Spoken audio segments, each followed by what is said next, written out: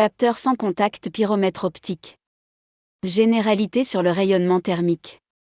Le soleil nous procure chaque jour de la chaleur indispensable pour notre vie.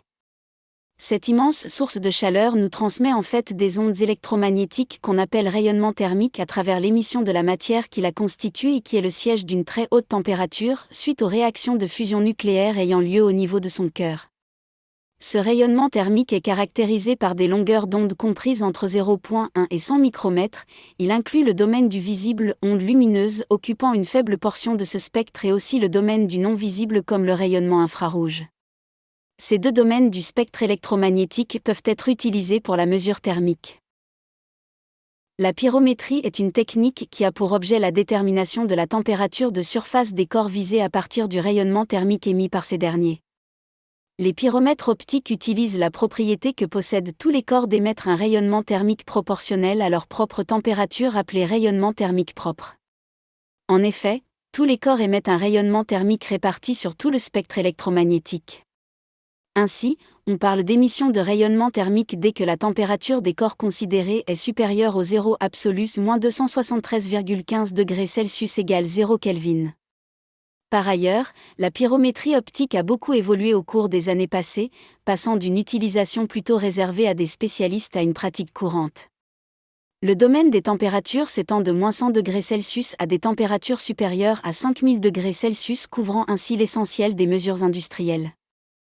L'utilisation préférentielle des pyromètres optiques concerne les mesures, sans contact, corps toute dimension, en mouvement, éloigné, fragile ou dangereux, de température de surface, de très haute température. Rappel. Caractéristiques d'un matériau. Les caractéristiques d'un matériau jouent un grand rôle dans la mesure de la température. Il est intéressant de décrire les différents comportements d'un matériau vis-à-vis d'un rayonnement thermique. Ces notions sont nécessaires pour une compréhension de la répartition des flux d'énergie dans la matière. Les caractéristiques physiques d'un matériau sont l'émission, l'absorption, la réflexion et la diffusion, la transparence et l'opacité. Émission. Une des caractéristiques d'un matériau est de convertir son énergie interne en rayonnement thermique. L'énergie interne dépend de la température. L'émission des matériaux est régie par des lois physiques. C'est bien sur ce phénomène que repose la mesure de température sans contact. Rayonnement thermique, tout objet, porté à une température T, émet un rayonnement thermique.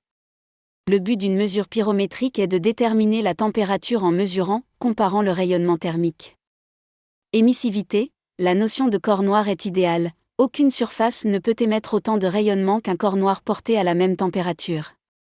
Émissivité d'une surface égale radiation émise par la surface sur la radiation émise par la surface d'un corps noir parfait. Absorption. L'absorption d'un matériau définit la capacité de ce dernier à convertir un flux d'énergie reçu en énergie interne. Cette capacité est bien évidemment différente suivant les matériaux. Réflexion et diffusion. La réflexion est régie par la loi de l'optique géométrique.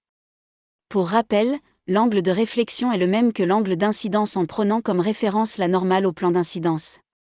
Un angle de réfraction est également présent. Cet angle est défini par la loi de Snell-Descartes. Ceci nous permet de définir l'angle de réfraction en fonction de l'angle d'incidence et de l'indice de réfraction. Nous parlons de diffusion quand un long d'incidente est reflété dans toutes les directions. Transparence et opacité. La transparence et l'opacité ont un impact direct sur la transmission d'une onde au travers d'un matériau. Nous pouvons donner comme exemple de milieu transparent, le vide. Nous pouvons facilement imaginer que ce milieu ne limitera en rien la transmission des ondes. Au contraire, un milieu opaque ne transmettra aucune onde. Corps noir. Un corps noir est caractérisé par une absorption totale de tout rayonnement incident et ceci pour toutes les longueurs d'onde. Par conséquent, sa température augmente. Il faut noter qu'un tel comportement n'est que théorique, corps idéal néanmoins, cette approximation nous sert de référence pour définir les propriétés radiatives d'un corps réel. Corps réel. Un corps réel est plus ou moins proche d'un corps noir suivant sa capacité d'absorption. Cette dernière ne sera plus idéale comme dans le cas du corps noir et sera décrite par son émissivité. Cette dernière dépend de plusieurs facteurs à savoir la température, la direction du rayonnement, la longueur d'onde et la nature des matériaux employés. Elle sera toujours inférieure à 1 dans le cas du corps réel. Loi mathématique relative au rayonnement thermique émis.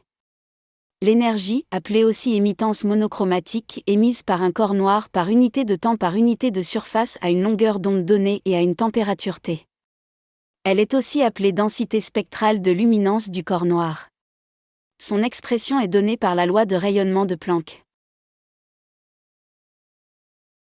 L'émittance totale par unité de surface pour un corps réel prend en compte le facteur de l'émissivité totale. Elle est donnée par la loi de Stefan Boltzmann. A étant la surface totale de l'objet.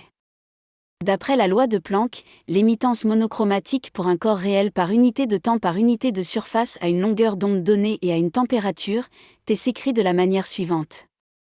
La mesure des températures passe par la détermination, mesure ou comparaison, de l'une des deux grandeurs énergétiques, émittance totale et émittance monochromatique, pour le corps noir et pour le corps non noir corps réel.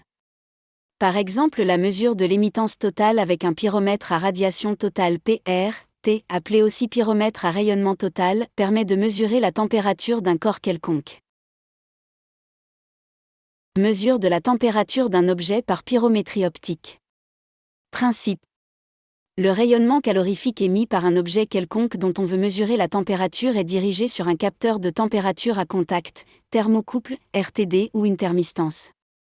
Ainsi, le flux thermique émis est focalisé sur le détecteur grâce à des dispositifs optiques, jeux de miroirs concaves et séries de lentilles. Le détecteur convertit cette énergie en un signal électrique fonction de la température de l'objet quelconque, permettant un raccordement au système de régulation de la commande de processus. La valeur de mesure peut faire l'objet d'un affichage sur écran.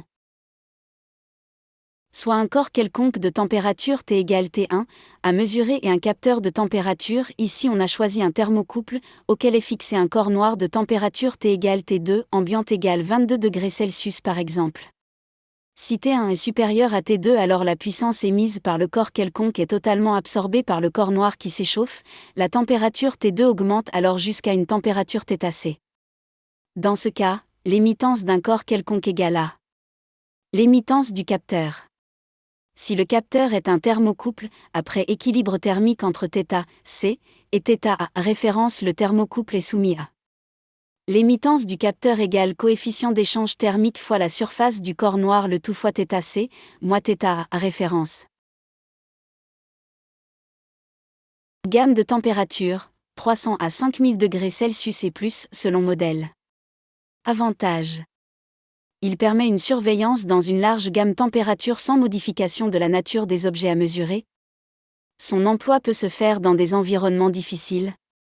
Facilité d'emploi, bonne précision, bonne fiabilité application. Mesure de température dans les fours de fonderie, les centrales nucléaires et les hôpitaux modernes, température de malades contagieux.